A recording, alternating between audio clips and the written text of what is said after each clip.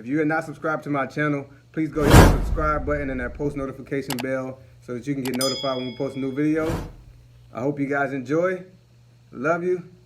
Peace. Today's video is going to be how Preston and I met. It's going to be his version versus my version, which I think is going to be super funny because I've only ever heard him tell people like where we met very vaguely. So I'm actually going to be watching this after he edits it for the first time, just like you guys would be. So it's going to be hilarious and I cannot wait. So without further ado, let's get right into it. All right, so my version of the story is let's start with where we met. We met at H&M. I was a transfer from the Natick store in Massachusetts to the store in Altamont Springs, Florida, and I was working there part-time. And that particular day I was working in the men's department, and he walked in with one of his friends and he had on a baseball cap and like basketball shorts, like really casual, and he had like this big ball of paper towels in his hand, and I didn't know what that was about, but I wasn't gonna ask. So he kept walking past the men's department through into the kids department, and I really didn't think twice at this point in my life. I was not like anywhere near or interested in meeting with anyone. And so he walked back, and then he walked back again, and he walked back, and his friend Malcolm was at the entrance, and he's like, "Come on, man, like what are you doing?" And he walks up to the counter. I'm like, oh, here we go. And he's like, "Hey, do I know you from somewhere?" I was like, "No." He's like, "No, you really look familiar." I'm thinking, are you kidding me right now? That's the best you can do. So he's like, "No, I'm serious. I really think I know you from somewhere." And I was like, "I just moved here. I'm a transfer from Boston. So like, there's no way that you know who I am." And I said Boston instead of Natick because a lot of people don't know where Natick is. So I said, "I'm a transfer from Boston, so I can assure you, you don't know me." And he was like, "Oh, okay." He was like, "Well, since you're new to the area, maybe we can be friends." And I was like, no. I was like, my boyfriend probably wouldn't like that very much.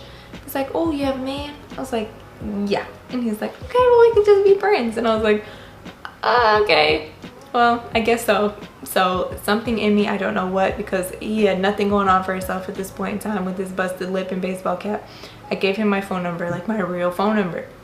I was like, wow, what was that about? So he leaves, and I get off work, and I call my best friend. I'm like, "Girl, this little boy tried to talk to me today," because he looks so young, like with the whole situation, the cap and the ice pack and everything. I really thought he was like 22.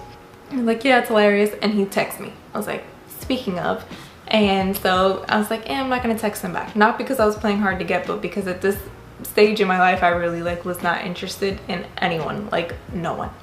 So I was like, okay, this part is like foggy to me. I don't know if we exchange like social medias like eventually in text or what, or like I think I was like, "What's your Snapchat?" Or he asked me what was my Snapchat.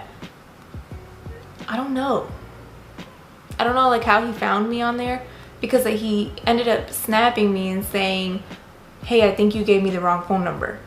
So I don't know how he found me on there, but he did, and he thought I gave him the wrong phone number because I had been ignoring him. So I snap him back and I'm like, "Hey, I just, I want to just be friends on social media, for my boyfriend, and all that jazz." So I asked him what was his Instagram, and when I went to look at it, I saw that he was involved in one of the churches that my godmom had just recommended that I try and go to, and I was looking for a home church in Florida. So I was like, ooh, I was like, that might work. Maybe we can be friends and go to church together. But at this point, I've told him I have a boyfriend. I really don't have a boyfriend. And I was referring to Jesus, but I didn't want to tell him that. I was like, this is a disaster. So I was like, "Hey, can I call you real quick?" And he's like, "Are you sure?" He's like, "What about your boyfriend?" And I was like, "No, it's cool." So I call him. I'm like, "Look, I know you're gonna think I'm nuts, but a lot of people wouldn't understand, but from the looks of your Instagram, I think you might. I was working on my relationship with the Lord, and I didn't want any distractions or interferences, and I still don't. But if you can respect that, I see that you go to a church that I'm interested in checking out. So, what do you think about that?" And he was like, "Sure." He's like, "That works." And we ended up talking for hours that night and hours the next day.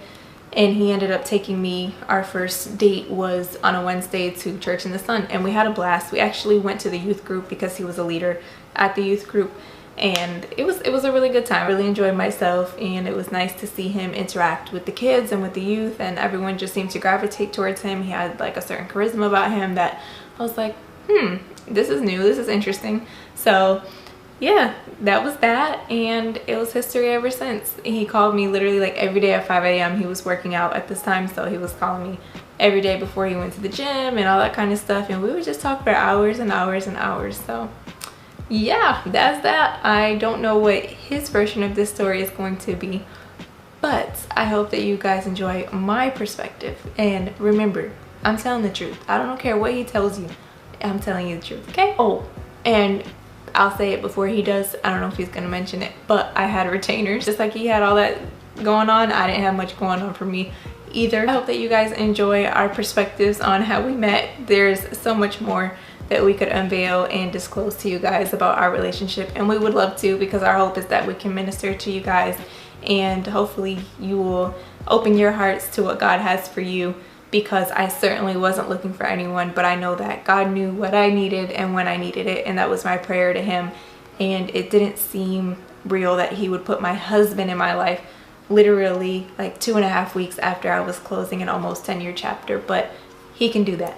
So I just pray for you guys that you are willing to open your hearts and just see what he has in store for you. I met her at H&M. She was working there. Me and my friend Malcolm, we was just coming from a basketball training. At that training, Malcolm busted my lip. I didn't have a haircut. I just looked all busted up. We walked in there. I saw her, so I walked past her one time, and she didn't acknowledge me. So I walked past her again, and she still didn't acknowledge me. So me and Malcolm was walking out of the store, and I said, "Malcolm, I'm gonna go talk to this girl." He was like, "No, man, let's go, man, don't talk to her." I was like, "Listen, I'm gonna go talk to her." The first thing that I said to her was, "Hey, what's your name? You look familiar." She told me, "You don't know me, I'm from Boston." So she acted like she had a Boston accent. I was like, "I'm pretty sure I know you. What school did you go to?" She was like I just told you, I'm from Boston, you don't know me. So I was like, "Okay, do you have a boyfriend?" And she was like, "Yes, I do have a boyfriend." I was like, "Can I be your friend?" And she hesitated. When she hesitated, I'm like, oh yeah, I got it. She don't have a boyfriend. So I was like, "I just want to be your friend. Can I have your number?" So she was like, she was kind of hesitant about it. So she gave it to me. I texted her I think the next day, I texted her the next day to see how she was doing or whatever. She wasn't texting me back. I texted her again and she didn't text me back. And so she was like, she texted me, say, "Hey, you can't be texting me.